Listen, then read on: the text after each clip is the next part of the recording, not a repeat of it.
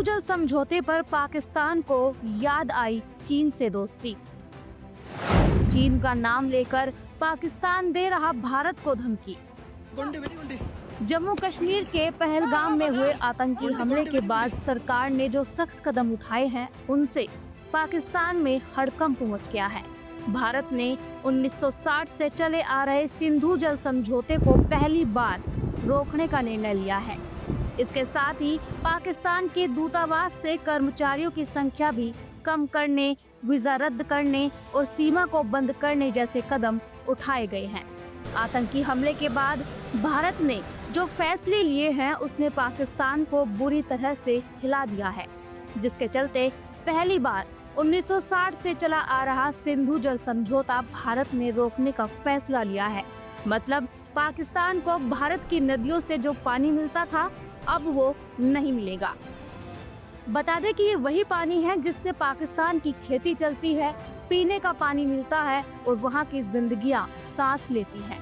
लेकिन भारत ने ये साफ कर दिया है कि अब और नहीं, यानी कूटनीति से लेकर जमीनी स्तर तक भारत ने पाकिस्तान को घेर लिया है।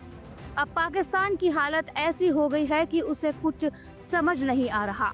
वो अब संयुक्त राष्ट्र सुरक्षा परिषद की शरण में जाने की बात कर रहा है।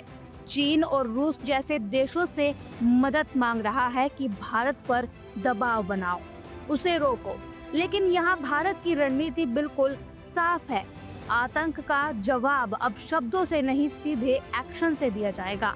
पाकिस्तान के अंदर से भी कई लोगों की बोलती बंद हो गई है, लेकिन कुछ अब भी जहर उगल रहे हैं। जैसे पाकिस्तानी पत्रकार और पूर्व सांसद मुशाहिद हुसैन सैयद। उन्होंने कहा कि ये सब कुछ आरएसएस के दबाव में हो रहा है। उनका आरोप है कि मोदी सरकार ने आरएसएस के 100 साल पूरे होने पर ऐसा माहौल बनाया है और ये पूरा खेल उसी के इशारों पर हो रहा है। उन्होंने तो ये तक कह दिया कि भारत ये जंग खुद नहीं लड़ रहा, ये आरएसएस की लड़ाई है। इतना ही नहीं, उन्होंने ये भी कहा कि भारत अगर पाकिस्तान का पानी रोकेगा तो चीन भी भारत का पानी रोक सकता है, क्योंकि सिंधु और ब्रह्मपुत्र नदियों का उद्गम तिब्बत में है, जो चीन के कब्जे में है।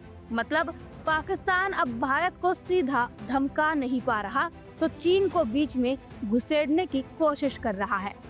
जब खुद की हैसियत ना बचे तो दूसरों की धौंस दिखाओ। हुसैन यही नहीं रुके, उन्होंने ये भी कह दिया कि भारत अब सैन्य हमला नहीं रोकेगा। 2019 में जो हुआ वो बस एक परीक्षण था और आज भी भारत के मीडिया को उन्होंने नफरत फैलाने वाला बताया।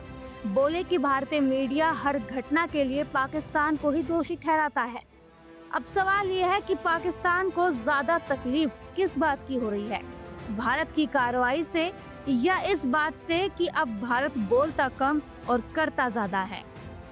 एक बात तो साफ है कि अब भारत सिर्फ फॉर्मल विरोध नहीं कर रहा, अब वो हर मोर्चे पर पाकिस्तान को टारगेट किए जा रहा है, पानी, वीजा, दूतावास और दुनिया की कूटनीति में भी। और पाकिस्तान जो खुद आतंकियों की पनाहगाह बन चुका है, अब पूरी दुनिया के सामने बेबस खड़ा दिख रहा है। वैसे आपको क्या लगता है, कमेंट करके जरूर बताएं। इस तरह की और वीडियोस देखने के लिए हमारे YouTube चैनल को सब्सक्राइब करें, बेल आइकन दबाना ना भूलें। यदि आप हमारा ये वीडियो Facebook पर देख रहे हैं तो पेज को लाइक और फॉलो जरूर करें। हमारे अन्य सोशल मीडिया पेजेस से भी जुड़े।